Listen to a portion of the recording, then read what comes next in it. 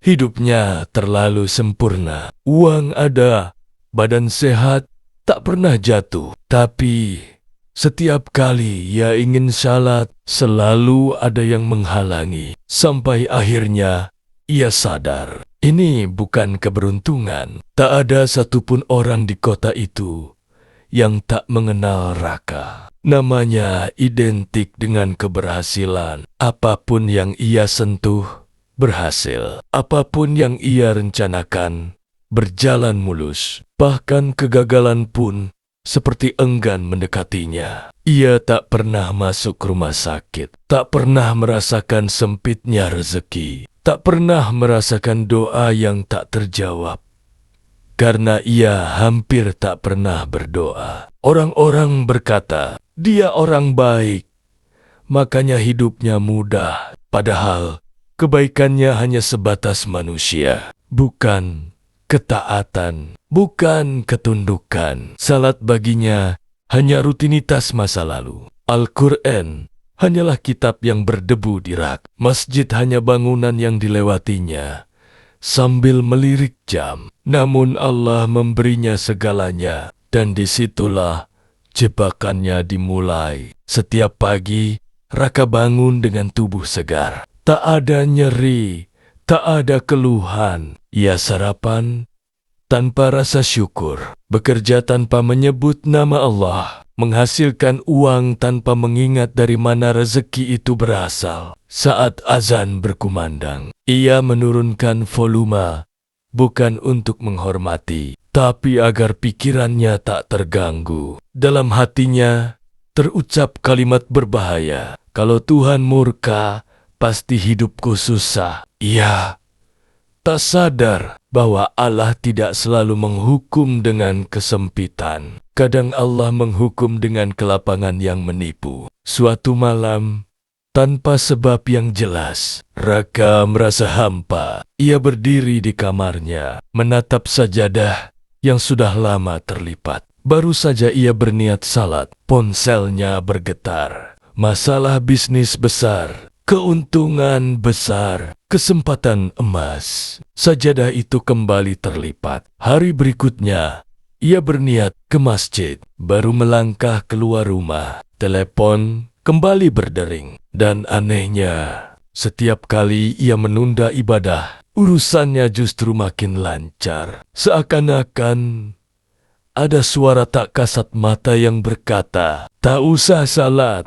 lihat, hidupmu baik-baik saja. Raka mulai terbiasa dengan niat tanpa perbuatan. Ia sering berkata dalam hati, besok saja. Namun, besok selalu punya penghalang. Dan penghalang itu selalu berupa kenikmatan. Ia tak diuji dengan sakit, tak diuji dengan miskin, tak diuji dengan kehilangan. Ia diuji dengan kelimpahan tanpa syukur. Hingga suatu malam, ia mencoba salat lagi. Namun saat takbir, lidahnya keluh. Ia lupa bacaan. Hatinya kosong. Tak ada rasa takut. Tak ada harap. Ia berhenti di tengah-tengah. Duduk, terdiam. Dan untuk pertama kalinya, ia takut. Bukan takut miskin. Bukan takut mati.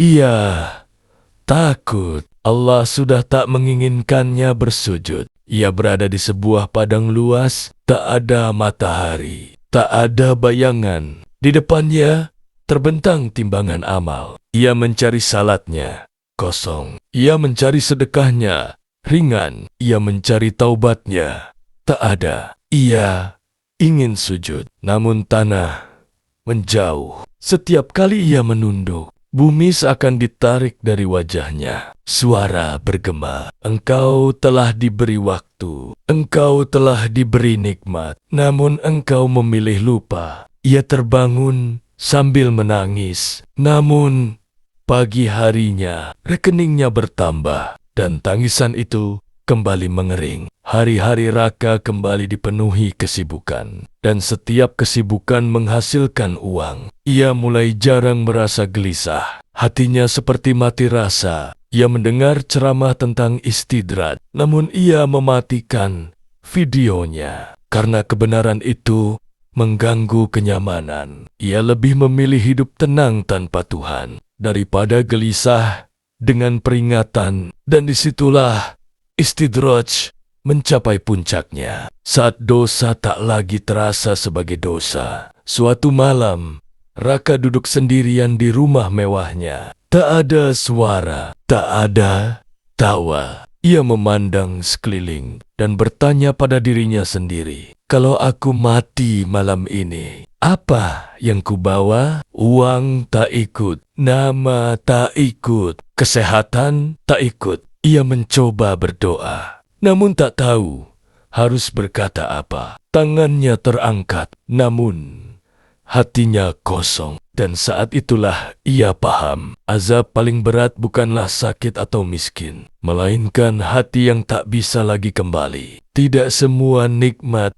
adalah rahmat. Tidak semua kelancaran adalah cinta. Kadang Allah memberi bukan karena rida, melainkan karena penangguhan. Dan istidraj bekerja dengan sangat halus, membuat manusia merasa aman, hingga lupa bahwa ia sedang dijauhkan. Jika engkau bermaksiat, namun hidupmu semakin mudah, jangan bergembira terlalu cepat, karena bisa jadi Allah sedang membiarkanmu berjalan menuju kehancuran yang kau anggap kebahagiaan. Bukan harta yang menipu, tapi hati yang tak lagi takut kepada Allah ketika dosa dibalas dengan kenikmatan. Itulah istidraj. Maka mohonlah kepada Allah, jangan wafatkan kami sebelum sempat kembali ke jalanmu.